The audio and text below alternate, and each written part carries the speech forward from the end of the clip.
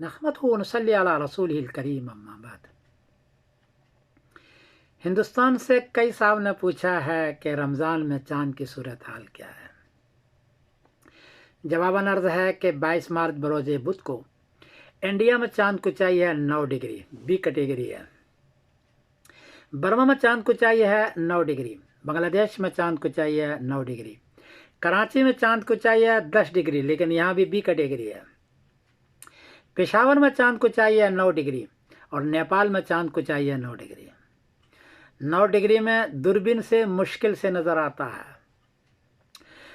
कराची में ज़्यादा चांस है क्योंकि 10 डिग्री है और 20 घंटे 21 मिनट इसकी उम्र हो चुकी है, इनको सबसे ज़्यादा चांस है।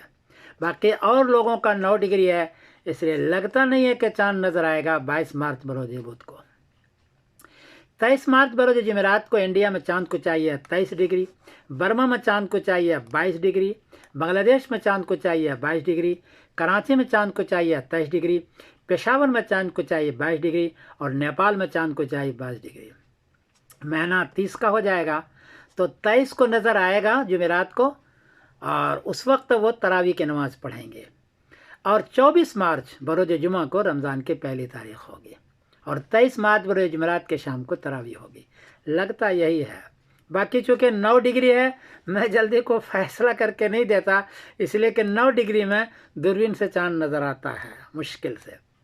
रमज़ान का महीना है तो शहर रमज़ान अल्लज़ी उन्ज़िल फ़ीहिल कुरान, इसमें कुरान पाक नाजिल हुआ है। और ये भी है फ़मन शहद मिनकुम शहर फ़ल्यसुमहु, जो रमज़ान का महीना पाए उसमें रोज़ा रखे और कुरान पाक ज़्यादा से ज़्यादा पढ़े, और शब कदर भी है उसकी भी इबादत करें और अल्लाह से ज़्यादा मांगे कि अल्लाह हमें इस महीने में बख्श दे और रोज़े का पूरा एहतमाम रखे। मैं समीरुद्दीन कासिम बोल रहा हूँ, मैनचेस्टर इंग्लैंड से। अस्सलाम वालेकुम व रहमतुल्लाहि व बरकातुहू।